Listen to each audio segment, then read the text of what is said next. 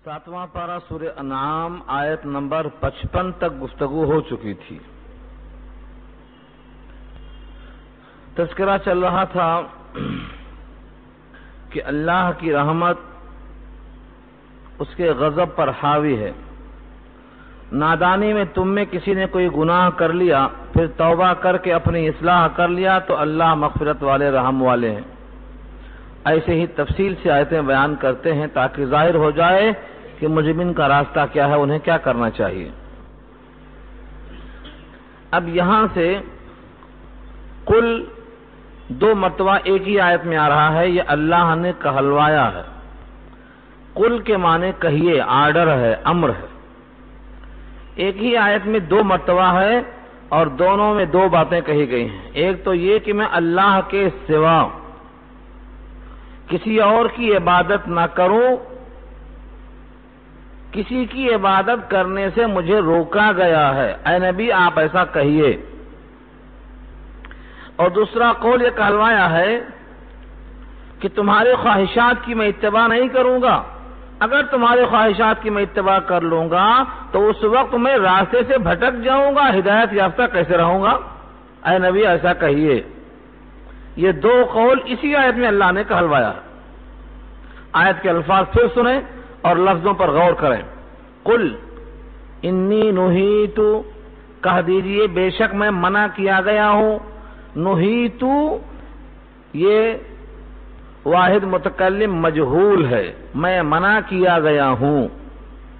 जाहिर यह है कि अल्लाह के नबी को मना और कौन कर सकता है सिवाय अल्लाह के। कुल इन्नी नुहीतु, कह दीजिए बेशक मैं मना किया गया हूं। नुहीतु नहा यनहा के माने मना करना, रोकना। मनहियात वो काम जिनसे रोका गया, जिसकी जिद अवामिर है, जिनका हुक्म दिया गया। किस बात से रोका गया हूं? अन आबुदा, ये कि मैं इबादत करूं। अल्लज़ीना तदऊना मिन दुनिल्लाह, जिनको तुम पुकारते हो अल्लाह के सिवा। अगर तुम देवी देवताओं को पुकारते हो, जिन्नो शयातीन को पुकारते हो, शम्सो कमर को पुकारते हो, किसी भी शय को, किसी भी जात को, जिनको तुम पुकारते हो हाजत रवा मुश्किल कुशा समझकर, मैं मना किया गया हूं कि मैं उनकी इबादत करूं। अल्लाह ने मुझे इससे मना कर दिया है। ये तो तर्जुमा बिल्कुल लफ्जी है, खरा है। इसमें एक लफ्ज अन आबुदा और दूसरा लफ्ज तदऊना और तीसरा लफ्ज मिन दुनिल्लाह। इनकी हल्की सी वजाहत महसूस करें आप। आबुदा मैं इबादत करूं, ये तर्जुमा लफ्जी है। तदऊना जिनको तुम पुकारते हो, और तीसरा मिन दुनिल्लाह अल्लाह के अलावा से। इबादत में सिर्फ नमाज नहीं है, नमाज बदनी इबादत है और ज़कात माली इबादत है और हज दोनों का मजमुआ है। ऐसे और भी इबादत हैं जिनका ताल्लुक मुआशरत से है, मईशत से है, अखलाक से है और बहुत सी चीजों से। इबादत में ये सब दाखिल है। किसी से दुआ मांगना अल्लाह को छोड़कर, ये गोया उसकी आजिज़ी करना है, तजल्लुल करना है। तदऊना, तुम जिनको पुकारते हो, ये नहीं फरमाया कि जिनकी तुम इबादत करते हो। पुकारना का मतलब ये है कि अपने मुश्किलों में पुकारते हो, अपनी हाजतों में पुकारते हो, अपनी जरूरतों में पुकारते हो। जिनको तुम पुकारते हो अपनी हाजात में अल्लाह के सिवा, मैं उनकी इबादत करूं, इससे मुझे रोक दिया गया है। ऐ नबी ऐसा कह दीजिए। अल्लाह के कहलवाने का और नबी के कहने का ये फायदा किसको होगा? जो इस कुरान पर ईमान लाते हैं कि अब हम सिवाय अल्लाह के किसी और को नहीं पुकारेंगे। हाजत रवाई के लिए, मुश्किल कुशाई के लिए, अपने तमाम हाजतों की तकमील के लिए, दुनिया और दीन की तलब के लिए, कोई भी शय अल्लाह के सिवा किसी और से हम नहीं पुकार कर तलब करेंगे। ये तो मफहूम है। इस पर अगर आगे जाएं तो पीछे मैं वजाहत कर चुका हूं। एक सहाबी घोड़े पर बैठ गए और घोड़े पर बैठने वाले को मालूम है कि दोनों पांव रिकाब में होते हैं, जीन कसी हुई होती है اور ہاتھ میں چابک ہوتا ہے، اب اڑنے اور چلنے کو تیار ہوتا ہے، بلکہ اردو میں محاورہ ہے، میاں میں پابند رکاب ہوں، اب مجھ سے کیا کام ہو سکتا ہے، میں جا رہا ہوں۔ کوڑا گر گیا ہاتھ سے، ہو سکتا ہے کہہ دے بھائی ذرا کوڑا اٹھا دیجئے میرا۔ آقا نے فرمایا ہے السوال ذل وان سقط صوتک، سوال کرنا ذلت ہے اگرچہ تیرا کوڑا گر گیا ہو۔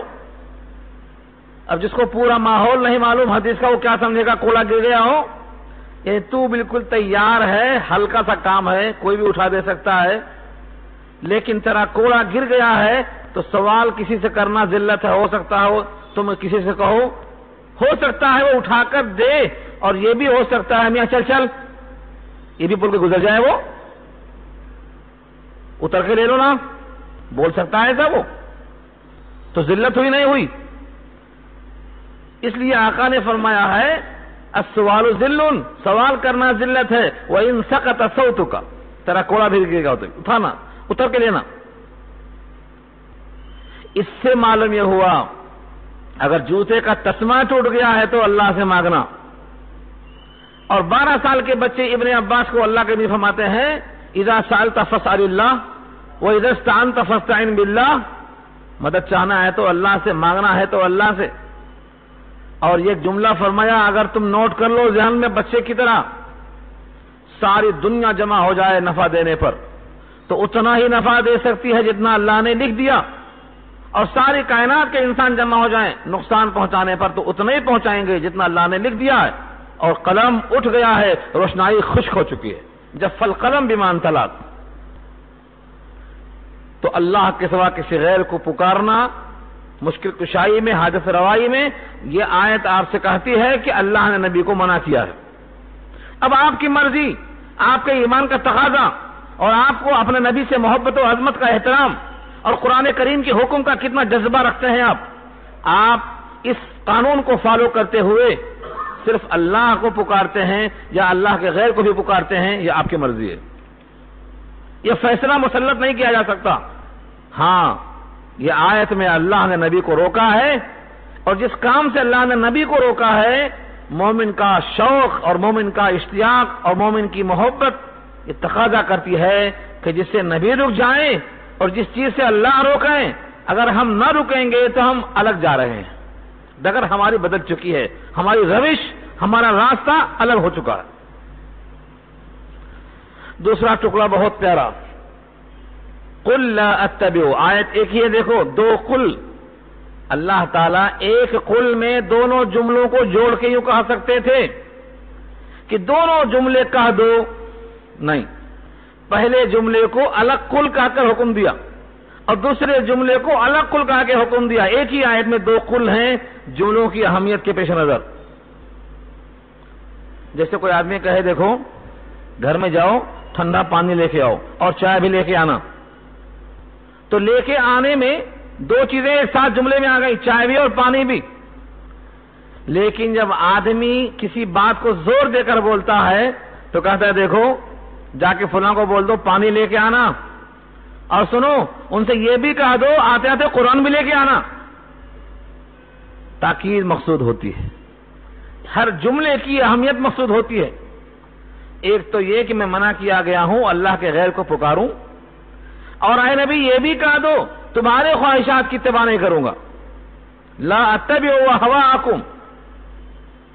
کفار قریش چاہتے تھے کہ ہم جیسا کہیں ویسا آپ کریں، ہم نے یہ مطالبہ کیا پورا کر دیں، ہم نے کہا چاند کے 2 ٹکڑے کر دو، اشارہ کر کے مطالبہ پورا کر دیا۔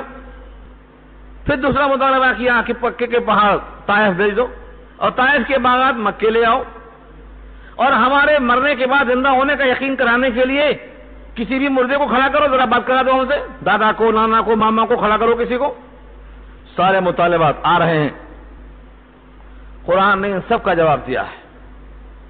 سورہ رعد پارہ 13 میں جواب دیا ہے وَلَوْ أَنَّ قُرْآنًا سُيِّرَتْ بِهِ الْجِبَالُ أَوْ قُطِّعَتْ بِهِ الْأَرْضُ أَوْ كُلِّمَ بِهِ الْمَوْتَى، تینوں سوال کا جواب دیا قرآن نے۔ اگر قرآن سے پہاڑ چلائے جاتے، یعنی طائف میں پہاڑ یہاں سے دھکیل دیے جاتے مکے کے، او قطعت به الارض، یا ٹکڑا کاٹ کر طائف کا مکہ لایا جا سکتا تھا، او کلم به الموتى، یا ٹھوکر مار کے مردوں سے کلام کیا جا سکتا۔ بل للہ الامر جميعا، سارا حکم تو اللہ کا ہے، سب کچھ ہو سکتا، لیکن یہ لوگ حد درم ہے، ایمان نہیں لائیں گے۔ یہ کفار قریش کے مطالبات کا جواب دیا اللہ نے سورہ رعد میں۔ تو اور کتنی خواہشیں تھیں ان کی؟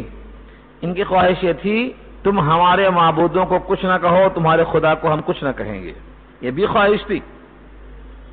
کبھی ہمارے معبودوں کو تم سجدہ کر لو، کبھی تمہارے خدا کو سجدہ ہم کر لیں گے، یہ بھی خواہش تھی۔ کتنی خواہشیں تھیں ان کی، یہاں کہلوایا گیا قل، اے نبی آپ کہہ دو لا اتبعوا، میں اتباع نہیں کروں گا اہواءکم، تمہاری خواہشات کی۔ اہوا ہوا کی جمع ہے، ہوا و ہوس، یہ اردو میں استعمال ہے۔ کسی کے خواہشات کی اتباع کرنا بہت دور کی بات ہے، وہ بھی نبی۔ بلکہ سورہ قصص میں اللہ نے کہا ہے اس سے بڑا گمراہ اور کون ہوگا جو خواہشات کی اتباع کرتا ہے۔ ومن اضل ممن اتبع هواه بغیر هدى من اللہ، اللہ کی رہنمائی ہدایت کے بغیر جو اپنے خواہشات کی اتباع کرتا ہے، اتنا بڑا گمراہ کون ہو سکتا ہے؟ تو اپنے خواہشات کی اتباع کرنا جب گمراہی ہے، تو نبی ہو کر غیر کی خواہشوں کی اتباع کرنا کیسے ہو سکتا ہے صحیح؟ تو پھر ہم اور آپ جب نانی کی اور خالہ کی اور پھپھو کی خواہشیں پوری کرتے ہیں اور قرآن کو چھوڑ دیتے ہیں، تب کیا ہوتا ہے؟ نکاح میں امام ضامن باندھیں گے، خالہ کی خواہش ہے، پھولوں کا ہار ایک آدمی لے کے آ سکتا ہے، پورا محلہ مل کے لے کے آئے گا باجوں کے ساتھ، سواری پہ رکھ کے، لاری پہ رکھ کے، یہ فلاں دوست کی خواہش ہے۔ ان تمام کی خواہشوں کا احترام گمراہی نہیں تو کیا ہے؟ میری رائے نہیں، سورہ قصص پارہ 20 کی آیت نوٹ کر لو، جس آیت کو چومتے ہو اسی آیت میں آڈر ہے یہ۔ ومن اضل، کون ہے اس سے بڑا گمراہ؟ ومن اضل ممن اتبع ہواہ، اپنی خواہش۔ کسی کی خواہش کا احترام جائز نہیں ہے جب تک تابع نہ ہو شریعت کے، بلکہ میرے آقا نے خود فرمایا ہے، حدیث نوٹ کرو، بڑی پیاری حدیث یاد آئی، فرمایا لا یؤمن احدکم حتی یکون ہوا تبعا لما جئت بہ، تم میں سے کوئی شخص مومن کامل اس وقت تک نہیں ہو سکتا ہے جب تک اس کی خواہشیں تابع نہ ہو جائیں اس دین کے جو میں لایا ہوں۔ بخاری کتاب العلم میں روایت موجود ہے، جو میں دین لایا ہوں قرآن اور سنت کی شکل میں، جب تک تمہاری خواہشیں اس دین کے تابع نہ ہو جائیں تمہارا دین، تمہارا ایمان مکمل نہیں ہے۔ اب آپ لاکھ دیندار بنتے جاؤ اور آپ شیخ زادے، پیر زادے، آدم زادے، نبی زادے، جو چاہے بن جاؤ، لیکن نبی کی ترازو میں ایمان کامل نہیں، تو یہ کہلوایا ہے اللہ نے، اے نبی کہہ دو تمہاری خواہشوں کی میں اتباع نہیں کر سکتا۔ قد ضللت، اللہ اکبر، یہاں پر نو اسٹاپ لکھا ہے۔ جن کو قرآن کریم کی تلاوت کا ذوق ہے اور نہ ہے تو پیدا کر لو، رمضان آ رہا ہے، اب کہیں گول تے ہوتی، کہیں توئے، کہیں گول دائرہ، کہیں میم و فلازم، ایسے ہی کہیں لام الف بنا ہوتا ہے جس کے معنی لا وقف علیہ، یہاں ٹھہرنا نہیں، یہاں ملا کے پڑھنا۔ اگر دیکھ لیجئے یہاں پر اہواءکم پر اللہ نے لام الف لا بنا کے رکھا ہے، یہاں ٹھہر کے نہیں بولنا، آگے چلو۔ قد ضللت اذن، قد ضللت اذن، تحقیق کہ میں گمراہ ہو چکا ہوں اس وقت، یعنی ضللت فعل ماضی ہے، پاسٹ ٹینس ہے، لیکن اذن داخل ہوا، اور کسی ماضی پر جب اذا داخل ہوتا ہے تو وہ معنی مستقبل کا ہوتا ہے، یعنی تب تو میں گمراہ ہو جاؤں گا۔ قد ضللت، تب تو میں گمراہ ہو جاؤں گا، وما انا من المہتدین، اور میں نہیں رہ جاؤں گا ہدایت یافتہ میں سے۔ اللہ اکبر، کتنا سخت جملہ ہے یہ، وما انا من المہتدین، اگر میں تمہارے خواہشات کی اتباع کر لوں تو میں گمراہ ہو جاؤں گا اور باقی نہ رہ سکوں گا ہدایت یافتہ میں سے۔ یہی وجہ ہے جب حضرت نوح کا بیٹا ڈوب رہا تھا پانی میں، غرق ہونے کے قریب تھا، تو حضرت نوح نے کہا اللہ آپ کا وعدہ تھا کہ میں تیرے اہل کو بچاؤں گا اور میرا بیٹا ڈوب رہا ہے پانی میں، مطلب کیا ہے؟ وعدہ پورا کرو، بیٹے کو بچا لو۔ کیا جواب ملا رب کریم کی طرف سے؟ نسلی بیٹا ہوگا، اس میں کوئی شبہ نہیں، تمہارا حقیقی بیٹا نہیں ہے، وہ ہے حقیقی بیٹا ہے، لیکن انہ لیس من اہلک انہ عمل غیر صالح، تمہارا وہ اہل نہیں ہوتا کیونکہ اس کا عمل غیر صالح ہے۔ فلا تسألنی، مجھ سے سوال مت کرنا، ما لیس لک بہ علم، جس کا حقیقی علم آپ کو نہیں ہے۔ انی اعظک ان تکون من الجاہلین، میں تم کو نصیحت کرتا ہوں کہ نبوت چھین کر جہالت دے دوں گا۔ سورہ ہود کے الفاظ کھول کر دیکھ لو، معلوم کیا ہوا؟ کسی کی خواہشات کا احترام نہیں کرے گا جب تک ہماری خواہش دین کے شریعت کے ماتحت نہ ہو جائے، ہماری خواہشات پر عمل سراسر گمراہی ہے۔ یہ دو قول کہلوایا اللہ نے اس آیت کے اندر۔ ترجمے میں شک ہے، ایک ایک لفظ کو پھر ہندی کر دیتا ہوں۔ قل کہیے، انی بے شک میں، نہیتو منع کیا گیا ہوں، ان اعبدا یہ کہ میں عبادت کروں، الذین ان کی، تدعون جن کو تم پکارتے ہو، من دون اللہ اللہ کے سوا۔ قل کہیے، لا اتبعو میں فالو نہیں کر سکتا، اہواءکم تمہاری خواہشات کی، قد ضللت اذن تب تو میں ہو جاؤں گا گمراہ، وما انا من المہتدین اور میں نہیں رہ سکوں گا ہدایت یافتہ میں سے۔ یہ ہمارے واسطے بڑی عبرت کی بات ہے کہ کسی کے خواہشات کا احترام کرنا نبی کے لیے بھی اللہ نے جائز نہیں رکھا۔ آج آپ عہد کرو اس آیت کے حوالے سے کہ جو کسی کی خواہش ٹکرائے گی قرآن سے اور حدیث سے اور سنت سے، ہم کسی کی خواہش کا احترام نہیں کریں گے، ہم کسی کی خواہشوں کی خاطر اپنا ایمان ناقص نہیں کریں گے، ہم اپنی خواہش کو نبی کے دین کے تابع کر کے رہیں گے۔ یہ ہے درس قرآن، یہ ہے اس سبق اس آیت کا۔ اگر ہم نے یہ ٹھکرا دیا تو ہمیں اس آیت کا سبق یہیں چھوڑ دیا۔ اس کے بعد وضاحت فرمائیے، دیکھو کیوں کہا کسی کی خواہش کا احترام نہیں کروں گا اور کیوں کہا میں اللہ کے غیر سے پکاروں گا نہیں۔ قل انی علی بینۃ من ربی وکذبتم بہ ما عندی ما تستعجلون بہ ان الحکم الا للہ یقص الحق وهو خیر الفاصلین۔ اللہ نے یہاں بھی قل سے شروع کیا بات کو۔ قل کہیے، یہ بھی بڑا اہم مقولہ ہے۔ قل اعلان کر دیجئے۔ قرآن کریم کا قاری پڑھتے پڑھتے یہاں آئے تو سن لے، اللہ نبی کی زبان سے کہلواتا ہے تاکہ آپ سنیں۔ اور یہ بھی شبہ دور کر دوں، آپ کہیں گے 1427 سال پہلے جو مخاطب تھے ان سے اللہ نے کہا ہے، ہم سے نہیں کہا ہے، ہم تو ابھی پیدا ہوئے ہیں۔ اسی سورہ انعام میں آیت نمبر 19 گزر چکی ہے، اس میں لفظ کیا ہے؟ اوحی الی ھذا القرآن لینذرکم بہ ومن بلغ۔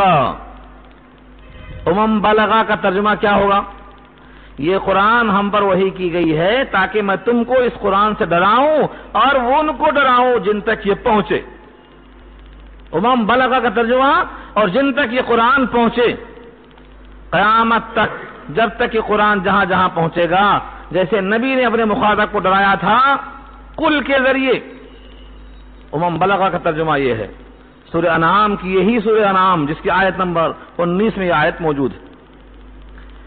قل انی نہیتو، اس کے بعد قل انی علی بینۃ من ربی، کہہ دو بے شک میں ایک واضح نشانی پر ہوں، علی بینۃ من ربی۔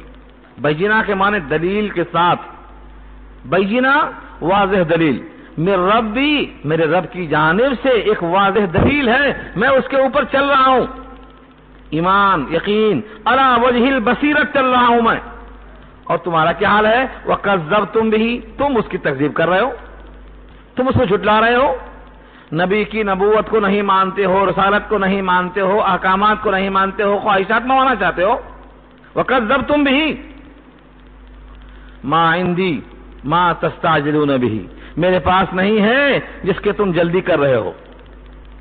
تم جن جن چیزوں کی جلدی مچا کے رکھے ہو ما عندی میرے پاس نہیں ہے.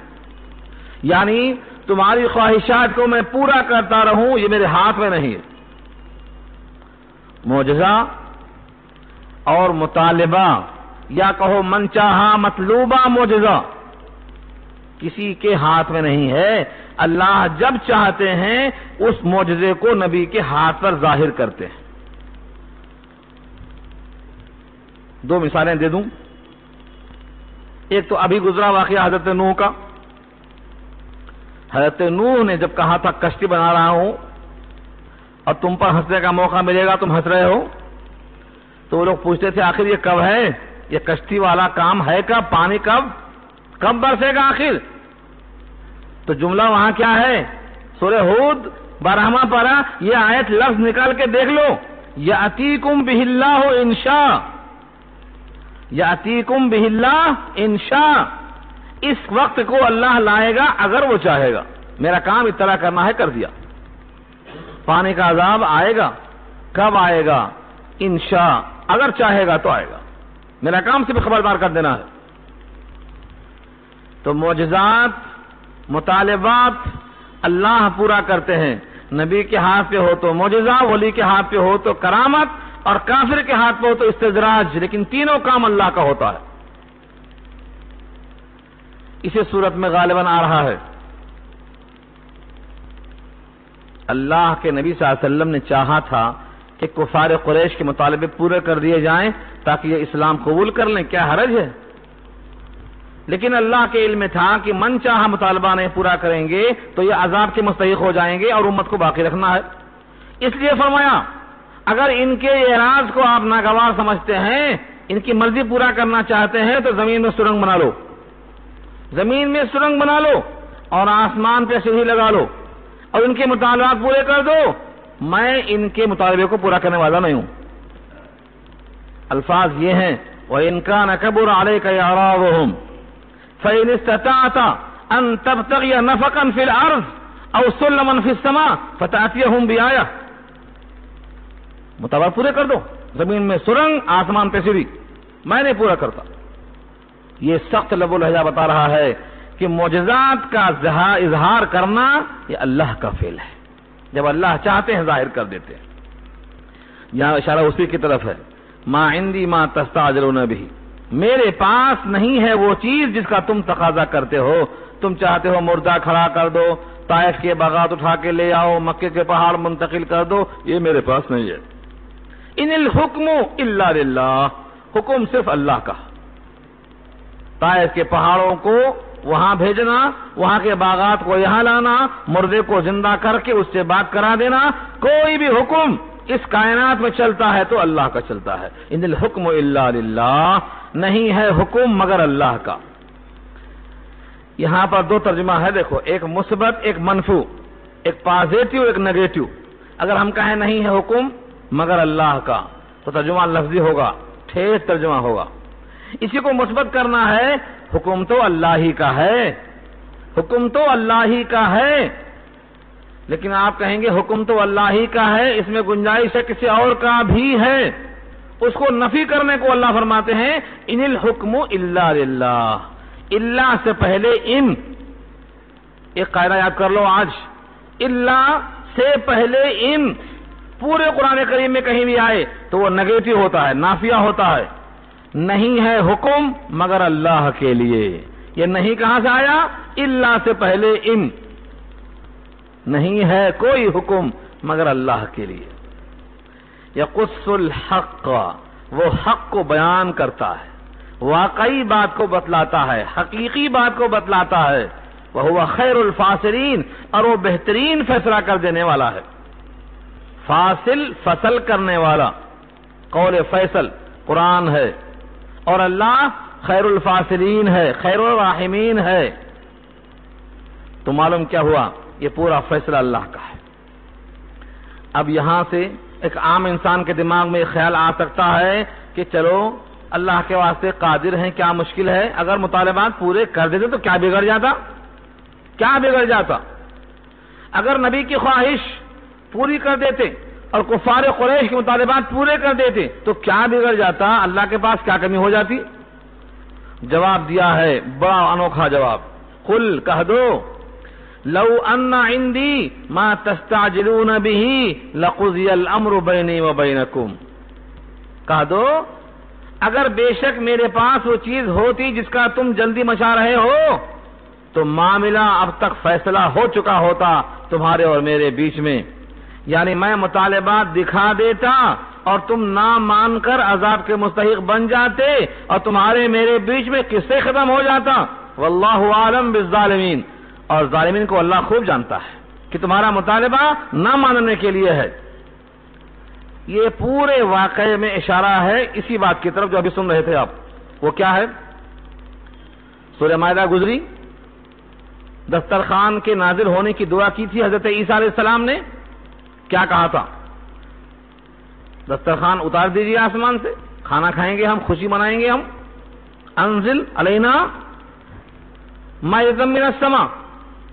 تو اللہ نے کہا دسترخوان اتارنے میں کوئی مشکل نہیں ہے، لیکن مطالبہ من چاہا ہو جانے کے بعد اب کوئی اگر نہیں مانے گا تو ایسا عذاب دوں گا کہ دنیا میں کسی نے کسی کو ایسا عذاب نہیں دیا ہوگا، لا اعذبہ احدا من العالمین۔ تو اصول بنا کہ جب کسی کا من چاہا مطالبہ پورا کر دیا جائے پھر بھی وہ نہ مانے تو زندہ رہنے کا حق کھو بیٹھتا ہے، اب ختم کر دیا جائے گا۔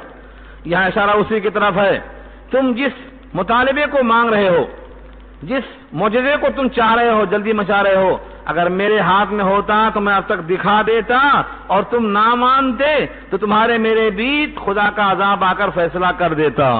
اللہ جانتا ہے ظالمین کو، ظالمین کو جانتا ہے، پھر بچے ہوئے کیوں ہو؟ کیونکہ وہ آخری لمٹ ابھی باقی ہے۔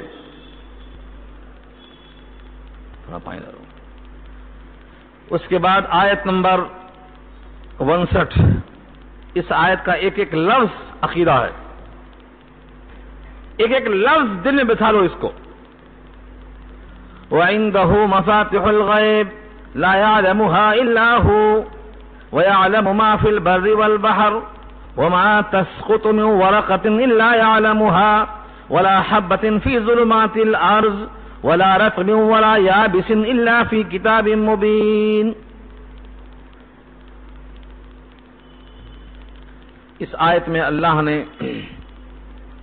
اوپر جو ٹکڑا تھا کہ اللہ سب سے زیادہ جانتا ہے ظالمین کو، اس کا جواب ہے اللہ ظالمین کو جانتا ہے تو ظلم تو نام ہے شرک کا، اور ظلم تو ہوتا ہے قلب کے اندر، اور قلب کی باتوں کو جانتا ہے۔ کیسا علم ہے آخر؟ اب اللہ تعالیٰ نے اپنے تعریف خود بیان فرمائی کہ اللہ ظالمین کو سب سے بہتر جانتا ہے۔ اس کی وجہ یہ ہے کہ اللہ کے یہ صفات ہیں، یہ صفات ہیں، یہ صفات ہیں، یہ صفات ہیں۔ ان میں سے پہلی بات عرض کیا، بہت جامع جملہ ہے، وَعِندَهُ مَفَاتِحُ الْغَيْبِ، اور اسی کے پاس ہیں غیب کی چابیاں، غیب کی چابیاں اسی کے پاس ہیں۔ جملے میں گرامر کے لحاظ سے اگر کہا جائے مفاتح الغیب عندہ تو غیب کی چابیاں اس کے پاس ہیں، اور اسی عندہ کو پہلے کر دیا جائے اور مفاتح الغیب کو بعد میں کر دیا جائے تو کیا ترجمہ ہوگا؟ اسی کے پاس غیب کی چابیاں ہیں۔ یہ اسی تاکید کو ظاہر کرنے کے لیے اللہ نے عندہ کو مقدم کیا ہے، جیسے ایاک نستعین میں وضاحت کر چکا ہوں میں، ایاک نعبد میں وضاحت کر چکا ہوں میں۔ دعائے قنوت میں پڑھتے ہیں آپ اللہم انا نستعینک، نستعینک میں دیکھو کاف کو بعد میں لائے، ہم آپ کی مدد چاہتے ہیں۔ یہی نستعینک جب سورہ فاتحہ میں آئے تو وہاں کیا ہے؟ ایاک نستعین، اسی کاف کو مقدم کر دیا اور ہی کا معنی پیدا کر، مدد آپ ہی سے ہم چاہتے ہیں، عبادت آپ ہی کی ہم کرتے ہیں۔ تو بعض دفعہ مفعول کو مقدم کرنے سے، آبجیکٹ کو پہلے لانے سے ہی کا معنی پیدا ہوتا ہے، اس کو ہم اردو میں حصر کہتے ہیں۔ وَعِندَهُ مَفَاتِحُ الْغَيْبِ، اور اسی کے پاس غیب کی چابیاں ہیں۔ لا يعلمها الا هو، یہ اس کی تاکید ہے، نہیں جانتا ہے اس کو مگر وہی۔ لا یعلمها الا ہو، نہیں جانتا ہے اس کو مگر وہی، یعنی غیب کی چابیاں اسی کے پاس ہیں، وہی ان کو جانتا ہے۔ اس سے ترجمہ ہے لفظی۔ آگے وَيَعْلَمُ مَا فِي الْبَرِّ وَالْبَحْرِ، بر اور بحر خشک و تر جو اردو میں ہم بولتے ہیں، بر کے معنی خشکی اور بحر کے معنی سمندری تری۔ جتنی چیزیں بر میں ہیں، جنگلوں میں ہیں، خشکی میں ہیں، اور جتنی چیزیں بحر میں ہیں، دریاؤں میں ہیں، جانتا ہے وہ، سب کچھ جانتا ہے وہ۔ کتنے جانور دریا میں ہیں اور کتنے جانور خشکی میں ہیں، اور کون کیا کھاتا ہے، اس کی خواہش کیا ہے، اس کی غذاؤں میں محبوبیت کس چیز میں ہے، سب جانتا ہے، سب عطا کرتا ہے۔ بلکہ یہاں اگر رک کر کے آپ سے پوچھا جائے، اللہ کے بہت سے صفات میں سے 9 صفتیں ایسی ہیں بطور خاص، اور ان 9 میں سے 2 بطور خاص یہاں ذکر کیا ہے اللہ نے۔ کیا خالق کوئی دوسرا بھی ہو سکتا ہے؟ خالق تو وہی ہے، علیم وہی ہے، مشیت، ارادہ، قدرت، احاطہ، یہ سب اللہ کے ان صفتوں میں کوئی شریک سہیم نہیں۔ تو اللہ کا علم، اللہ کی قدرت، اللہ کی مشیت، اللہ کا ارادہ، اللہ کی سماعت، اللہ کی بصارت، یہ سب چیزیں ایسی ہیں، ان میں سے کچھ کو بطور خاص استحضار پیدا کرنا مقصد ہے۔ دیکھو اگلا ٹکڑا اور پورا، وَمَا تَسْقُطُ مِنْ وَرَقَةٍ إِلَّا يَعْلَمُهَا، 59 آیت نمبر ہے یہ۔ اور جو پتا گرتا ہے، وَمَا تَسْقُطُ مِنْ وَرَقَةٍ إِلَّا يَعْلَمُهَا، اور نہیں گرتا، یہ نہیں ترجمہ کہاں سے لایا میں، یہ جو ما ہے، ان اللہ سے پہلے، ما اللہ سے پہلے دونوں نافیہ ہوتا ہے۔ میں نے ابھی عرض کیا اللہ سے پہلے ان نافیہ، ایسے ہی اللہ سے پہلے ما نافیہ، پورے قرآن کریم میں کہیں بھی آئے۔ فرمایا وما تسقط من ورقۃ الا یعلمها، ورقہ مانے پتا، تسقط سقطا گر پڑنا، نہیں گرتا ہے کوئی پتا مگر وہ جانتا ہے اس کے گرنے کو۔ سوچو کائنات میں کتنے پتے کتنے وقت میں گرتے ہیں، کچھ گن سکتے ہیں آپ؟ ہر پتے کا گرنا اللہ کے علم ہے، اور صرف علم میں نہیں ہے، لکھا ہوا رائٹنگ میں ہے۔ آگے کا ٹکڑا دیکھو، وَلَا حَبَّةٍ فِي ظُلُمَاتِ الْأَرْضِ، اور کوئی دانہ زمین کی تاریکیوں میں، کوئی گیہوں ڈالتا ہے، کوئی چنا ڈالتا ہے، کوئی جو ڈالتا ہے، کوئی مسور ڈالتا ہے، سارے کسان زمین میں جو جو ڈالتے ہیں، حبہ کے معنی اگنے والا دانہ، چنا ہو یا جو، گیہوں ہو یا چاول، حبہ سیاہ جس کو بولتے ہیں آپ، ایک ایک دانہ، فی ظلمات الارض، زمین کی تاریکیوں میں۔ پھر وہ جب دانہ نکلتا ہے اپنے کوپلوں کے ساتھ، باریک سی کوپل نکلتی ہے، زمین کو پھاڑنے والا رب ہے۔ اخرج المرعى، زمین کو اس نے چیرا، ثم شققنا الارض شقا فانبتنا فيها حبا وعنبا وقضبا وزيتونا ونخلا۔ زمین کس نے چیرا؟ اللہ نے۔ وہ نازک پتلی کوپل جو ایسا مسل دو تو ٹوٹ جاتی، اور ایسی زمین کو پھاڑ کے نکلتا ہے جو زمین اگر مردہ آتا ہے تو مردے کو کھا جاتی ہے، ہڈیاں کھا جاتی ہے۔ ایسی زمین جو انسانوں کو کھا جاتی ہے مگر یہ کوپل کو نہیں کھا سکتی، رب کریم نکالتا ہے اس کو۔ اسی لیے جب وہ کوپل نکلتی ہے، ہر گیا ہے کہ الزمین روید وحدہ لا شریک لہ گوید، وہ کوپل کو کوئی مسل نہیں سکتا، کیوں؟ اللہ نکالتے ہیں۔ اخرج المرعى، تو جتنی زمین میں تاریکیوں میں دانے نکلتے ہیں یہ سب اللہ کے علم ہے۔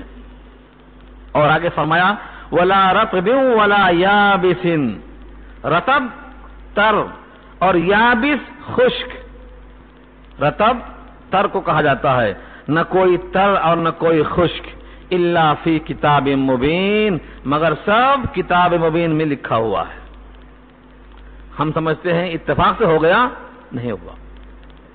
اتفاق سے نہیں ہو گیا، دنیا کی پیدائش سے 50,000 سال پہلے لکھا جا چکا ہے، یہ وہی کتاب مبین ہے۔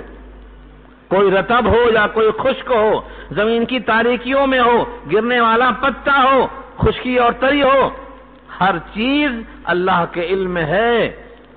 کون سا جانور کون سی غذا کھاتا ہے پتا ہے؟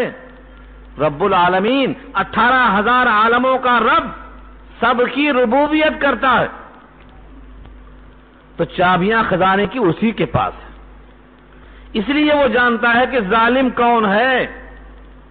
واللہ عالم بالظالمین کی دلیل ہے یہ پوری آیت اس کی دلیل بن جاتی ہے۔ یہ تو زمین کی خزانے اللہ کے پاس ہے، اللہ ہر چیز کو جانتا ہے۔ اس آیت کو بار بار پڑھو، آپ کو اللہ سے محبت میں اضافہ ہوگا، مگر سمجھ کے پڑھو، سمجھ کے پڑھو، شعوری ایمان حاصل کرو۔ یقیناً ہر حرف پر 10 نیکی ہے، اور نماز میں 100 نیکی ہے، اور رمضان میں 700 نیکی ہے، لیکن اگر آپ سمجھ کر نہیں پڑھیں گے تو نیکی تو ملے گی، ہدایت نہیں ملے گی۔ ہدایت کب ملے گی؟ جب اس کو آپ سمجھیں، شعوری ایمان تب حاصل ہوگا، اللہ کی محبت و عظمت تب آئے گی۔ پورے قرآن کریم میں کہیں دیکھا آپ نے آج تک ترجمے کے کلام پاک میں کہ میں نازل ہوئی ہوں ثواب دینے کے لیے؟ ہر جگہ ملے گا یہ قرآن ہدایت کے لیے ہے، یہ قرآن ہدایت کے لیے ہے، مردہ قلوب کی حیات کے لیے ہے، لوگوں کی شفا کے لیے ہے، رہنمائی کے لیے ہے، اندھی آنکھیں کھولنے کے لیے ہے، دلوں کا قفل صاف کرنے کے لیے ہے، دلوں کا زنگ دور کرنے کے لیے ہے۔ یہ کب ہوگا؟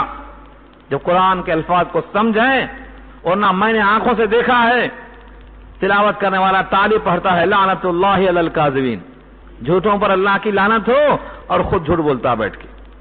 کیوں؟ اس کو نہیں معلوم کہ میں زبان سے جو پڑھ رہا ہوں اس کا حکم مجھ پر نافذ ہو رہا ہے، اس کو نہیں معلوم۔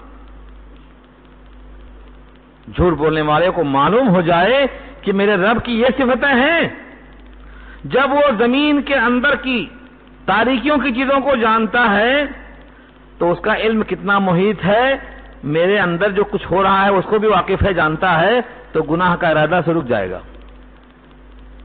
ارادہ، قدرت، بصیرت، بصارت، سمع، اے اللہ کی تمام صفتوں کو جاننے والوں، ان میں سب سے اہم صفت اللہ کی قدرت اور علم ہے۔ اگر آپ کو اللہ کے علم پر یقین ہے، آپ گناہ کا ارادہ کریں گے تو دل میں کیا آئے گا؟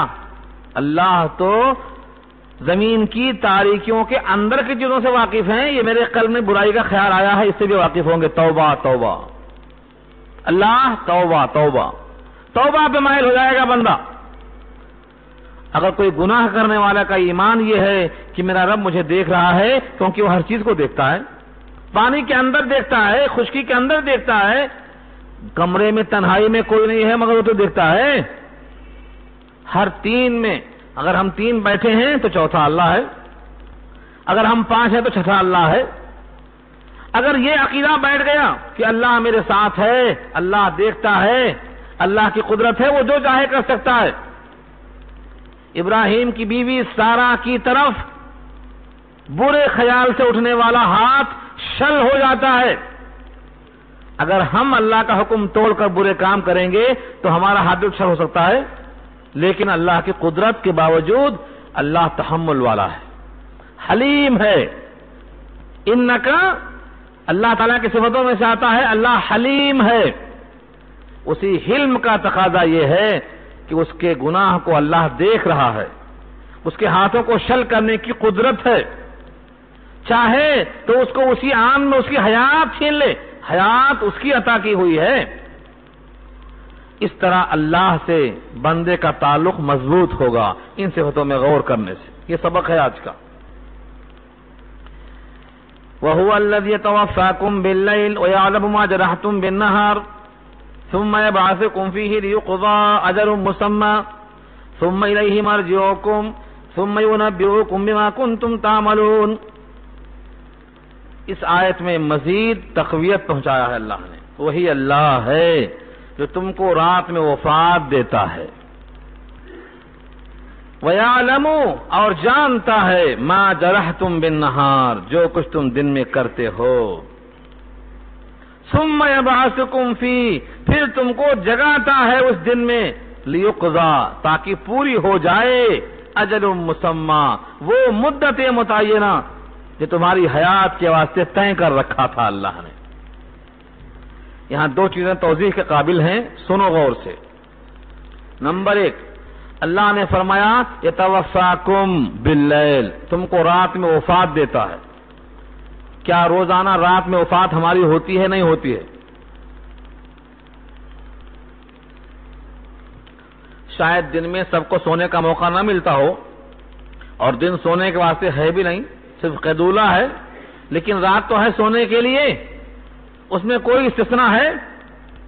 اللہ تعالیٰ جبری نیند طاری کر دیتا ہے، جبری، طوعاً و کرہن و قہرن. نہ چاہو ہاتھ پاؤں ڈھیلے ہو جاتے، لاکھ جاگنا چاہو گر جاتے. کوئی نہیں جس کو نیند نہ آتی ہو سوائے اللہ کے. لا تاخذہ سنۃ ولا نوم وہ ایک اللہ ہے جس کو اونگ نہیں آتی، نیند نہیں آتی. باقی نیند سے کوئی مستثنا نہیں ہو سکتا. ہر آدمی پر نیند آتی ہے. نیند کیا ہے؟ نوم کیا ہے؟ موت کی بہن ہے. یہ عقیدہ پیدا کرنے کے لیے تم کہتے ہو مرنے کے بعد اب کھڑا نہیں کریں گے. دیکھو روزانہ ہم تم کو مارتے بھی ہیں اور صبح کھڑا کرتے ہیں. اور تمہارے نبی نے تم کو یہ دعا سکھلائی ہے، اللہم باسمک اموت واحیا. اے اللہ، اللہ کے نام سے میں مرتا ہوں اور صبح زندہ ہوتا ہوں. آدمی سو جاتا ہے تو اس کا جسم باحیات ہوتا ہے، لیکن اس کی روح کو اللہ لے لیتے ہیں، لے لیتے ہیں. دوسری آیت پیش کروں اور واضح سے، اللہ یتوفی الانفس حین موتها والتي لم تمت فی منامها. یہ وہی نوم ہے. نوم اور منام، الصلاۃ خیر من النوم تو آپ سنتے ہیں، نماز بہتر ہے نیند سے. وہی نیند کو نوم کہا، اسی کو منام کہا. اللہ تعالیٰ ہر ایک انسان کو وفات دیتے ہیں اور وفات کا وقت نہیں آیا تو اس کی نیند میں اس کی روح کو لے لیتے ہیں. اللہ یتوفی الانفس حین موتها والتي لم تمت فی منامها فیمسک التی قضا علیہا الموت روک لیتے ہیں جس پر موت کا فیصلہ ہو چکا ہوتا ہے. ویرسل الاخری اور دوسری کو چھوڑ دیتے ہیں الی اجل مسمى. ابھی دن نہیں پورا ہوا ہے، چلو کھاؤ پیو. یہاں بھی وہی ہے الی اجل مسمى. تو جو بندہ روزانہ مرتا ہو، روزانہ زندہ ہوتا ہو، وہ یہ کہہ دے کہ مرنے کے بعد ختم، اب محشر نہیں ہے، اب حساب کتاب نہیں ہے، اب سوال جواب نہیں ہے، اب جنت و جہنم نہیں ہے، جس کا چاہے کھا لو، جس کا چاہے پی لو. ایمان نہیں ہے یہ. ایمان تو یہ ہے کہ ہر ذرے کا حساب ہوگا. ذرہ، اللہ نے یہ نہیں کہا بڑے بڑے پہاڑوں کا حساب ہوگا، ذرہ کہا، ذرہ.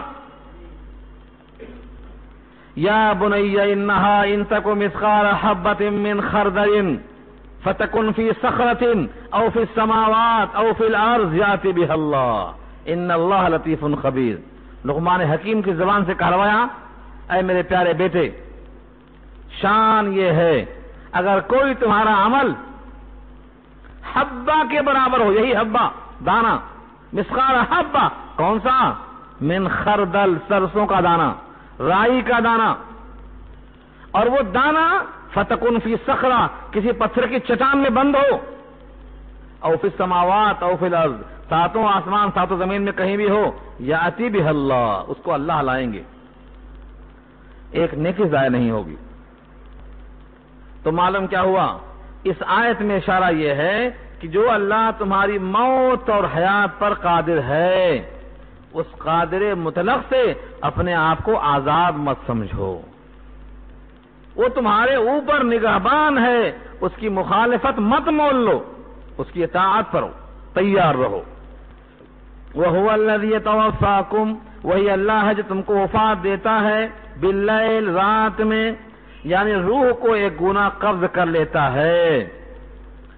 وَيَعْلَمُ مَا جَرَحْتُمْ، اور جانتا ہے جو کچھ تم نے کیا، بالنہار، دن میں، ثم، پھر، یبعثکم فی، اٹھا دیتا ہے تم کو اسی دن میں، لیقضا، تاکہ پورا کیا جا سکے، اجل مسمى، متعینہ مدت کو، مدت جب پوری ہو جائے تب، ثم الیہ مرجعکم، پھر اسی کی طرف تمہارا لوٹنا ہے، ثم ینبئکم، پھر تم کو جتلا دے گا، کیا جتلائے گا؟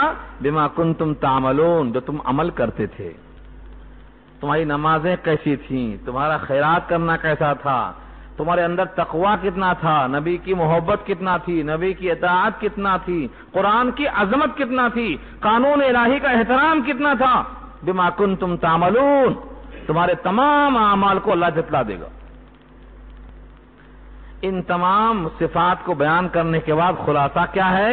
وَهُوَ الْقَاهِرُ فَوْقَ عِبَادِهِ، وہ قاہر ہے، قہر کے معنی غلبے والا، ایسا قاہر، ایسا غالب، فوق عبادی، اپنے بندوں پر، کوئی ایک بندہ نہیں کہا، علی عبدی نہیں کہا، فوق عبادی، اپنے بندوں پر وہ غالب ہے، قاہر ہے۔ وَيُرْسِلُ عَلَيْكُمْ حَفَظَةً، اور بھیجتا ہے تم پر حفاظت کرنے والے فرشتے، حفظہ، کوئی انسان ایسا نہیں ہے جس کے ساتھ فرشتے حفاظت کرنے والے نہ ہوں، کوئی ایسا نہیں۔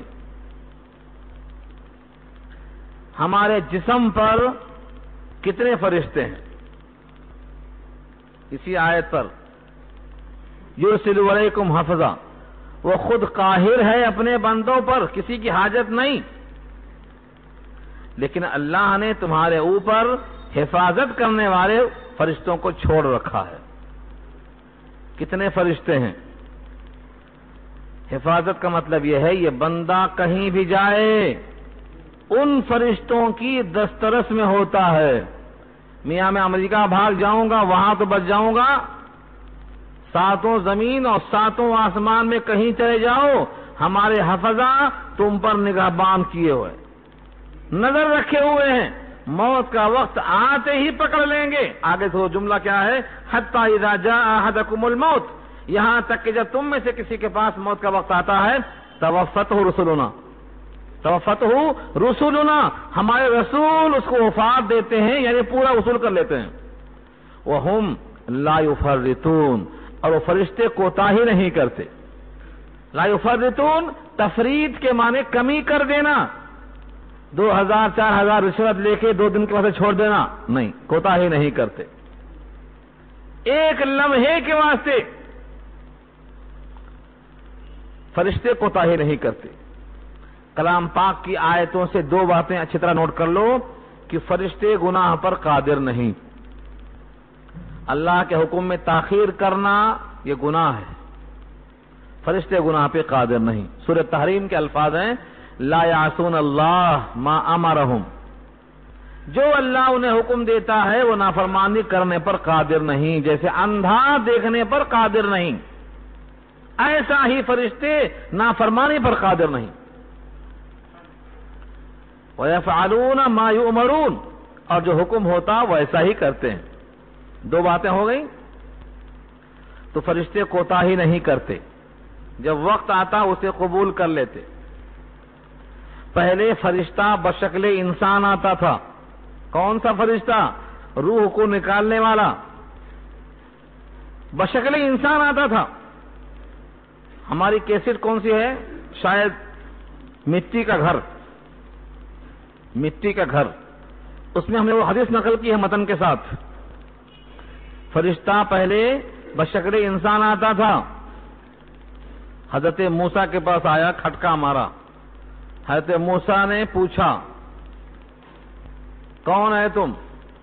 کہا میں تمہاری روح قبض کرنے آیا ہوں، ملک الموت، ملک الموت الذی وکل بکم، تم پر مسلط ہے جو، میں آیا ہوں۔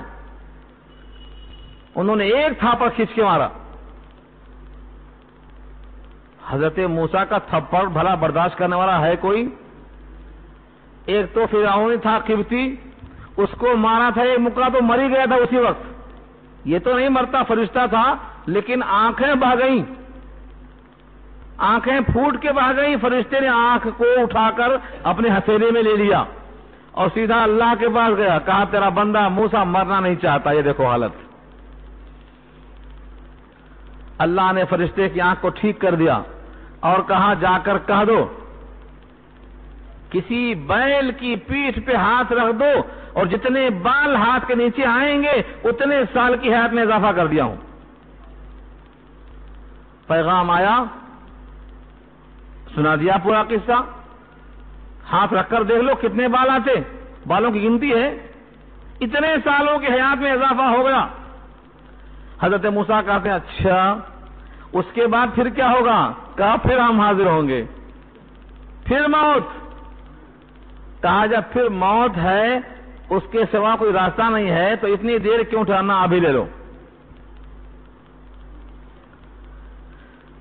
اور بعض کے اقوال ملتے ہیں بڑے پیارے پیارے. کہاں آئے ہو؟ کہا تمہاری جان نکالنے آئے ہیں. کہا بڑا بتاؤ کوئی اپنا دوست اپنے دوست کی جان لیتا ہے؟ میں تو اللہ کا خلیل ہوں. خلیل ہاں تو کیا خلت کا تقاضا نہیں ہے کہ جان کو جان دے دو؟ اگر تم نے اپنے چاہنے والے کو جان نہیں دی تو پھر کیا دیا تم نے؟ خلت کا تقاضا یہ ہے کہ دوست دوست کے قریب ہوتا ہے. تم کب تک دور رہو گے؟ آ جاؤ قریب میں. ایک شاعر کہتا ہے اے دوست اگر جاں طلبی جاں بتو بخشم. اے دوست اگر جاں طلبی جاں بتو بخشم وس جاں چے عزیز است بکو آں بتو بخشم. اے دوست تجھ کو میں جان دینے کو تیار ہوں اور بتا دے کہ جان سے زیادہ عزیز کیا ہے، میں تجھے وہ بھی دینے کو تیار ہوں. تو اہل اللہ نے اپنی جان تک دی ہے اللہ کے راستے میں، اور جب براہ راست اللہ مانگتے ہیں تو کیا تامل ہے. چلو نبی پاک کے دروازے پہ کھٹکا مارا ملک الموت نے تو فاطمہ نے کہا کون ہے؟ چلا جاؤ یہاں سے، بعد میں آ کر سوال کرو. نبی کو تکلیف ہے. حضور نے کہا فاطمہ یہ وہ ہے جو پلٹ کر جاتا نہیں ہے اور کہیں کھٹکا مار کے نہیں آتا. یہ جگہ ہے جہاں کھٹکا مار کے آتا ہے، اسے آنے دو. اور جب آیا وہ فرشتہ تو آپ نے کہا دنیا والوں تم جدھر متوجہ کرنا چاہتے ہو اس سے زیادہ مجھے مزہ ادھر آتا ہے. زبان سے نکلتا ہے اللہم رفیق اللہ. اے اللہ تم بہترین دوست ہو. اور لوگوں سے کہا تم مجھے جدھر گھسیٹتے ہو چھوڑو مجھے، دانی مجھے چھوڑو، کیونکہ تم جو بلاتے ہو دنیا کی طرف اور میں رخ کیے ہوئے ہوں مولا کائنات کی طرف.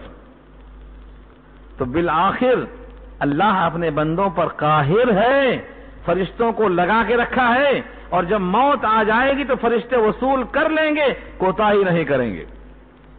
ہم میں سے کوئی نہیں گھر ہے، ہر گھر میں ملک الموت روزانہ آتا ہے اور بولتا ہے کون تیار ہوا، کس کا وقت ہوا. آپ سوچتے ہوں گے اتنے گھروں میں کیسے آتا ہے جی، اتنے گھروں میں کیسے آتا ہے. حدیث پاک میں آتا ہے کہ تم دسترخوان پہ بیٹھ کر جو لقمہ چاہتے ہو توڑ لیتے ہو، بریانی لیتے ہو یا میٹھا لیتے ہو، جو لقمہ چاہتے ہو توڑ لیتے ہو. تمہارے لیے دسترخوان جتنا سہل الحصول ہے، ملک الموت کے لیے ساری کائنات ایسے ہی دسترخوان کی طرح ہے، چن لیتا ہے. تو فرشتے سے فرار نہیں، تیاری کرو. فرشتے سے بچ نہیں سکتے. ہم کیا رہیں گے جب نہ رسول خدا رہے. جب صحابہ کرام جیسے چاہنے والوں نے قبر میں کھود کے اتار دیا نبی پاک کو تو ہم اور آپ کیا رہیں گے. اس لیے تیاری میں لگ جاؤ. یہ خبر ہے اس آیت میں، یہ پیغام دیا ہے. اور اللہ نے ان ملک الموت کے علاوہ ہر انسان پر کئی سو فرشتے لگا دیے ہیں، کئی سو فرشتے. 3 فرشتے اس کے منہ میں لگتے ہیں. کیا کرتے ہیں منہ میں؟ آپ کبھی دیکھتے ہوں گے کوئی سویا ہوا ہے تو منہ کھلا ہوا ہے. وہ فرشتے نہ ہوں تو منہ میں سانپ گھس جائے گا، کہے گا مجھے گھر مل گیا، بہترین گھر ہے اندر. لیکن نہیں، وہ حفظہ، یہی حفظہ، یہ فرشتے ہیں. آنکھوں پر فرشتے ہیں. اگر فرشتے آنکھ پر نہ ہوں تو شیاطین ہماری آنکھوں کو پھوڑ دیں. تو ہماری آنکھوں پر پہرا ہے. کیوں؟ مدت آئی نہیں ہے، اس واسطے پہرا ہے. جب وقت آ جائے گا تو یہ پہرہ دار ہٹ جائیں گے اور فرشتے روح کو قبض کر لیں گے. اللہ خود کہتے ہیں ثم ردوا الی اللہ، ثم ردوا الی اللہ، پھر تم لوٹائے جاؤ گے اللہ کی طرف. مولاہم الحق، تمہارا حقیقی مولا ہے، حقیقی مولا. اللہم رفیق الاعلی، یہ حقیقی مولا ہے. مولا کسے کہتے ہیں؟ مولا کہتے ہیں کارساز کو، کام بنانے والے کو. نعم المولا و نعم النصیر، حسبنا اللہ و نعم الوکیل. ہمیں اللہ کافی ہے، وہ بہترین کارساز ہے اور بہترین مولا ہے. تو معلوم کیا ہوا؟ سب سے زیادہ بہتر، سب سے زیادہ کارساز، سب سے زیادہ ہم کو چاہنے والا کون ہے؟ اب تک آپ سوچتے رہے ہوں گے، کسی محبوبہ کا خیال کرتے رہے ہوں گے، حد سے حد بڑے بزرگ رہے ہوں گے تو ماں باپ کا خیال کرتے رہے ہوں گے، بہت زیادہ نیک ہوں گے، اپنے استاد کا تصور کرتے ہوں گے. لیکن یاد رکھ لو، سب سے زیادہ تمہیں چاہنے والا تمہارا رب ہے. کیونکہ رب نے تمہیں اتنا دیا کہ تم گن نہیں سکتے. تم مانگنے کے لائق نہیں تھے، بغیر مانگے عطا کر دیا. ماؤں کے رحم میں تمہاری آنکھیں بنائی، اندھا پیدا کر سکتا تھا. کس سے شکایت کرتے تھے؟ اللہ نے آنکھیں دی، دل دیا، گردہ دیا. ایک ایک جز پر توجہ کرو، اللہ نے کیا ادا کیا تمہارے واسطے. اس کے بدلے میں ہم کیا دیتے ہیں؟ انہی آنکھوں سے نافرمانی، اسی زبان سے غیبت و چغلی اور شرک کے الفاظ، انہی کانوں سے گانا بجانے کی آواز، بجائے اس کی کتاب میں لگنے کے. اس کی کتاب میں جو احکامات ہیں ان کی خلاف ورزی میں لگے ہوئے. دینے والے کی نعمتوں کا یہ سرا. اللہ فرماتے ہیں حقیقی مولا تمہارا اللہ ہے. ثم ردوا الی اللہ مولاہم الحق، پھر تم لوٹائے جائیں گے اللہ کی طرف، تمہارا حقیقی مولا ہے. الا، آگاہ رہو، لہ الحکم، اسی کا حکم چلتا ہے. وہوا اسرع الحاسبین، اور وہ بہت تیز حساب کرنے والا ہے. اسرع، اللہ اکبر. سرعت کے معنی جلدی. سریع الحساب تو پڑھا ہوگا آپ نے، جلدی حساب کرنے والا. ان میں یہ لفظ جو اسرع ہے یہ اس میں تفضیل ہے. اسرع کا معنی بہت جلدی نہیں، سب سے زیادہ جلد، یہ اسرع ہے. ایک صحابی نے پوچھا ای الدعاء اسرع یا رسول اللہ، کون سی دعا زیادہ جلدی لگتی ہے؟ تو فرمایا بعد صلاۃ المکتوبہ، فرض نماز کے بعد کی دعا. وفی جوف اللیل الاخر، رات کے آخری حصے کی دعا. تو اسرع کے معنی جلدی. اللہ فرماتے ہیں اسرع الحساب، اسرع الحاسبین. جتنے حساب کرنے والے ہیں دنیا میں، ان میں سب سے جلد حساب کرنے والا اللہ کی ذات ہے. ایک دن میں سب کا حساب. کتنے انسان ہیں؟ سارے انسانوں کا حساب ایک دن میں ہو جائے گا، دنیا کے دن میں، آخرت کے دن نہیں. یہ اللہ کی طرف سے.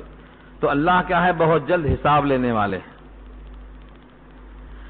حساب پر یاد آئی بہت سی تفصیلی بحث ہے، لیکن وقت ختم ہو رہا ہے، اتنا تفصیل میں جا نہیں سکتے. 70,000 بغیر حساب کے جنت میں جائیں گے، اور ہر ایک کے ساتھ 70,000 ہوں گے. بغیر حساب کے جانے والے کون ہوں گے؟ کہ ان کی نیکیاں، ان کا ایمان اور تقوی، انابت اور رجوع ان کے گناہوں پر غالب ہے. توبہ کرتے کرتے گناہ ختم کر کے مرے، گناہ تھا ہی نہیں. حساب کس چیز کا ہوگا؟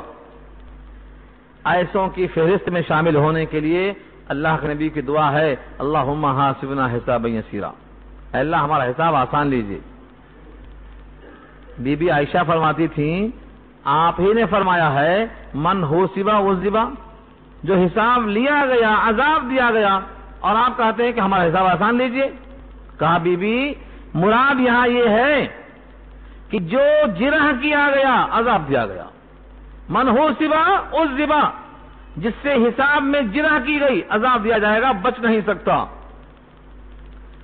اور یہاں جو کہا حساب یسیرا، ہمارا حساب آسان لیجئے، یعنی صرف پیشی حاضری ہو اور چھوڑ دیجئے۔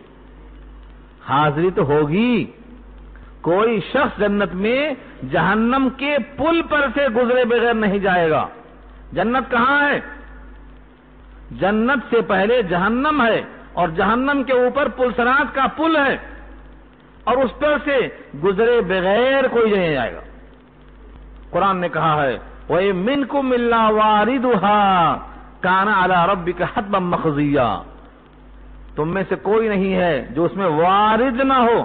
وردہ کے معنی نیچے پانی کی جگہ اترنا، پن گھٹ پہ آنا، اوپر سے پار ہونا نہیں، نیچے آنا۔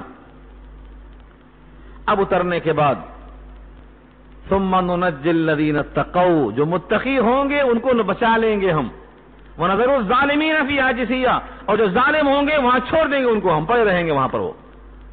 تو جنت میں جانے کے لیے پلسرات سے گزرنا ہے، سب کے سب پار ہونے والے ہیں۔ تو یہ ہے حساب پیشی، تو جرا ہوئی تو بچے گا نہیں۔ چنانچہ آپ نے خود فرمایا، بخاری میں روایت 2 مقام پہ آئی، تم میں سے کوئی شخص اپنے اعمال کے بلبوتے پر جنت میں نہیں پہنچ سکتا جب تک اللہ کا فضل نہ ہو۔ صحابہ نے پوچھا ولا انت یا رسول اللہ، کیا آپ بھی؟ آپ نے اپنا دائنا ہاتھ سر پہ رکھا، فوضع یدہ علی ہامتہ، اپنی کھوپڑی پہ اپنے ہاتھ کو رکھا اور فرمایا ولا انا، اور میں بھی، اور آگے فرمایا الا ان یتغمدنی اللہ تعالی برحمت واسعہ، مگر یہ اللہ نے مجھے اپنے رحمتوں میں ڈھانپ رکھا ہے۔ سوچ کر دیکھو بات کتنی بڑی بات ہے۔ اعمال کی توفیق وہی دیتے ہیں، لیکن اعمال کو قبول کرنا اور رد کر دینا انہی کی شان ہے۔ تو اعمال کر کے اکڑنا نہیں، نیکیاں کر کے یہ نہ سمجھنا کہ ہم تو سب کچھ کر چکے ہیں۔ کبھی کبھی ایسا ہوتا ہے کہ تھوڑا سا عمل نجات کا سبب بن جاتا ہے، اور کبھی ایسا ہوتا ہے تھوڑا سا عمل جہنم میں جانے کا سبب بن جاتا ہے۔ ہمیشہ ڈرتے رہتے تھے اہل اللہ،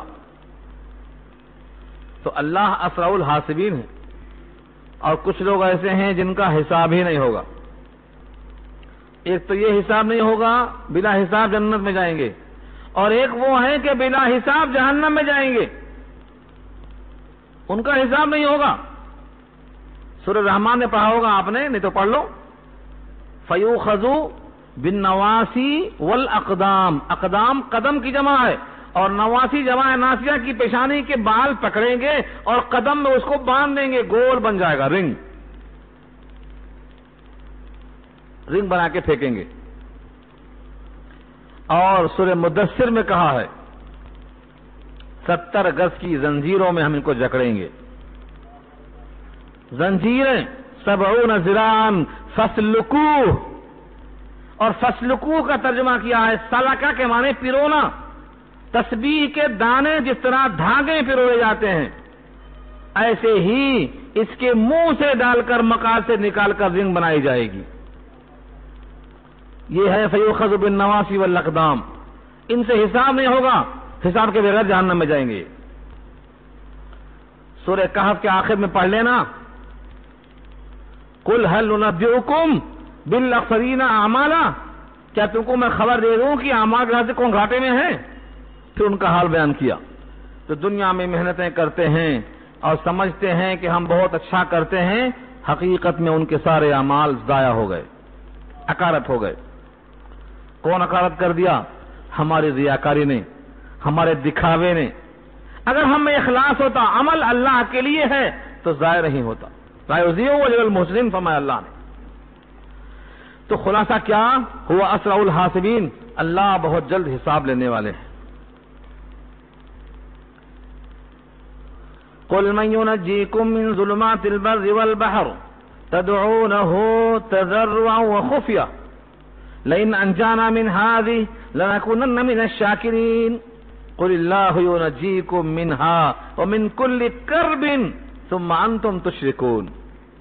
یہ حال ہماری قوم کا اس وقت ہے جو ان دونوں آیتوں میں کہا گیا ہے۔ دیکھو ترجمہ کتنا پیارا ہے۔ قل کہہ دو من ینجیکم، تم کو نجات کون دیتا ہے، من ظلمات البر والبحر، خشکی کی اندھیریوں میں اور بحر اور سمندری تاریکیوں میں۔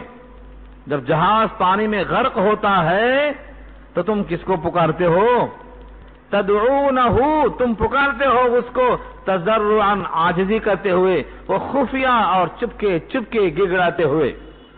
جب کشتی ہچکورے مارتی ہے تو لوگوں کی آنکھیں سرخ ہو جاتی ہیں، چپکے چپکے پکارتا ہے، کیا کہتا ہے، لئن انجانا من ہذہ، لئن انجانا من ہذہ، اگر اب کے باہر بچ گیا، اگر اب کی کشتی سے نجات مل گئی، لنکونن من الشاکرین، تو ہم شاکرین میں شامل ہو جائیں گے، خوب نمازیں پڑھیں گے، خوب روزے رکھیں گے، خوب تلاوت کریں گے، گالی نہیں دیں گے، لوگوں کا خیال کریں گے، خندہ پیشانی سے ملیں گے، غربا کے ساتھ رہیں گے، ہر چیز میں شاکر ہو کے رہ جائیں گے۔ قل اللہ، قل اللہ، قل اللہ، کہہ دو اللہ ینجیکم منہا، تم کو نجات دیتا ہے اس سے ومن کل کرب، اور ہر کرب و مصیبت میں، من کل کرب، کون سا کرب؟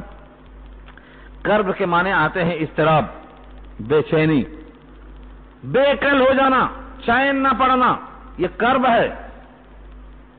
کرب و بلا مشہور ہے، کربلا کا دوسرا نام کیا ہے، کرب و بلا۔ تو کرب کے معنی مضطرب اور بے چین ہو جانا۔ ہر مصیبت میں کون نجات دیتا ہے؟ اللہ، ینجیکم منہا ومن کل کرب، اس سے بھی نجات دیتا ہے اور ہر کرب سے، ہر غم سے نجات دیتا ہے۔ جیسے یہاں وعدہ کیا اللہ نے، ایسا ہی وعدہ سورہ انبیاء میں کیا ہے۔ سورہ انبیاء میں کیا کیا ہے؟ فکشفنا بہ، ہم نے ان کا غم دور کر دیا۔ آیت کریمہ پڑھتے ہیں آپ، آیت کریمہ کیا ہے؟ ثم ننجی المؤمنین، ثم ننجل، ہم نجات دیا کرتے ہیں ایمان والوں کو۔ فاستجبنا لہ فکشفنا ما بہ من غم، جو غم تھا اس کو ہم نے دور کر دیا۔ تو غم کا دور کرنا، مصیبتوں کو ختم کرنا، یہ اللہ کی شان ہے۔ ہر کرب کو اللہ دور کرتے ہیں، لیکن اللہ فرماتے ہیں پھر کیا ہوتا؟ ثم انتم تشرکون، پھر تم شاکر نہیں بنتے ہو، ناشکرے بن جاتے ہو، شکر کرنے کے بجائے کیا کرتے ہو؟ شرک کرنے لگتے ہو۔ کیسا شرک کرتے ہو؟ اس کی مثال خود اللہ نے دی ہے، کئی مقام پر دی ہے۔ کسی مقام پر میاں بیوی دعا کر رہے ہیں، اے اللہ اگر ایک اولاد تم نے دے دی، اگر تم نے ایک اولاد دے دی تو ہم دونوں آپ کے شاکر ہو جائیں گے۔ سورہ اعراف کی آخری رکوع میں پڑھ لینا، سورہ اعراف کا آخری رکوع شروع ہوتا ہے، وہاں سے پڑھ لینا۔ کیا دعا کرتے ہیں؟ لئن آتانا، اگر آپ نے ہم کو اولاد دے دی، کون سی اولاد؟ صالح، لنکونن من الشاکرین، تو ہم شاکر بندے بن جائیں گے۔ لیکن جب اللہ نے اولاد دے دی، فلما آتاہما صالحا جعل لہ شرکاء فیما آتاہما، جیسے اولاد ملی شرک شروع کر دیا، فلانے کے پاس گیا تھا، ٹھکانے کے پاس گیا تھا، ان کے پاس جانا کامیاب ہو گیا۔ یہ شرک ہے، توحید نہیں ہے۔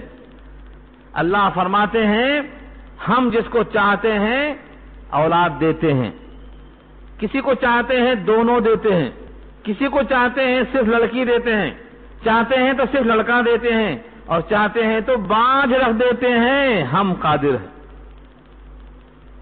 یخلق ما یشاء، یخلق ما یشاء، جو چاہتا ہے پیدا کرتا ہے۔ یہب لمن یشاء اناثا ویہب لمن یشاء الذکور او یزوجہم ذکرانا واناثا ویجعل من یشاء عقیما انہ علیم قدیر۔ اللہ کی شان ہے یہ۔ تو اللہ کے ساتھ لوگ یوں نہ مانتے ہیں، ایسا ہوا تو ایسا کریں گے، ایسا ہوا تو ایسا کریں گے، ملنے کے بعد شرک شروع کر دیتے ہیں۔ ثم انتم تشرکون، اللہ فرماتے ہیں تم سمجھتے رہے کشتی میں قادر تھا، اب خشکی میں پاؤں پڑ گیا، اب قادر نہیں ہے۔ قصہ مشہور ہے، یہاں وہی ہے موجودہ آیت کے اندر۔ اگر ہم کو قصہ بڑا پیارا لگتا ہے تو کلام پاک میں بڑے قصے ہیں، پڑھ کے دیکھو، قصوں کی کمی نہیں۔ آپ جو چاہتے ہیں، آپ کی طبیعتیں جو چاہتی ہیں، بخدا سب یہاں موجود ہے۔ لیکن پڑھ کے تو دیکھو. ہر آدمی کی فطرت کو اللہ جانتے ہیں, ہر ایک کا لحاظ کر کے نازل کیا ہے کتاب اللہ کو. ابو موسیٰ اشعری کی آواز سن کر نبی نے فرمایا کیا بہترین آواز ہے. وہی آواز اگر قرآن کے بجائے کہیں اور ہوتی تو آواز تو آتی استعمال میں, لیکن وہ گناہ ہوتا, یہ ثواب ہے. ایک صاحب کی تیاری تھی نبی کو قتل کرنے کی, تو ان کا رخ موڑ دیا کہ جاؤ پہلے اپنے بہنوئی کی خبر لو. تو بہادری ختم نہیں کیا, رخ کو موڑ دیا. ابو موسیٰ اشعری کی آواز کو بند نہیں کر دیا, قرآن کی طرف موڑ دیا. آپ کی ساری خواہشیں رب کریم پوری کرنے کو تیار ہے, لیکن صحیح رخ تلاش کر لو اس کا. آپ سخی ہیں تو سخاوت کا میدان ہے, شجاع ہیں تو شجاعت کا میدان ہے. آپ کی اچھی آواز ہے, اچھی آواز کا انتظام ہے. آپ کو لذت چاہیے, لذات کا انتظام ہے. اسلام ترک لذات کا قائل نہیں ہے. اسلام میں رہبانیت نہیں ہے. آپ کی تمام جائز خواہشیں اللہ پوری کرتا ہے, پھر ہم حرام کی طرف کیوں جائیں. ایک صاحب چڑھ گئے تاڑی کے درخت پر, اترنے کے لائق نہیں, اب منت مان رہے ہیں وہاں سے,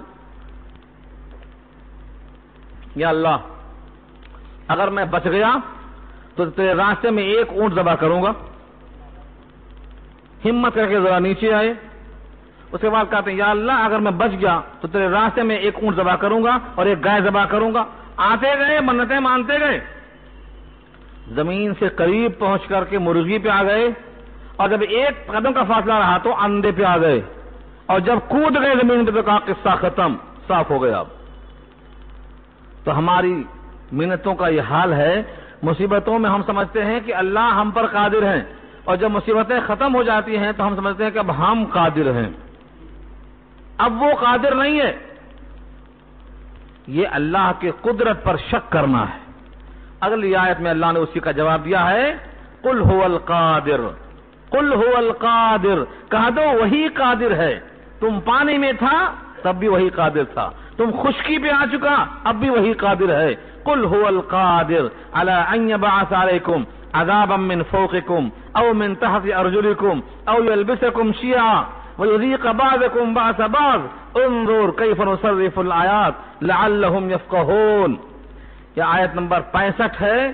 یہاں تک ہماری گفتگو ختم ہو رہی ہے, کیونکہ ابھی رکوع بہت دور ہے اور یہ آیت بہت طویل ہے اور گھنٹہ پورا ہو چکا ہے. آپ بھی سبق یاد کر لیں. آیت نمبر 65 تک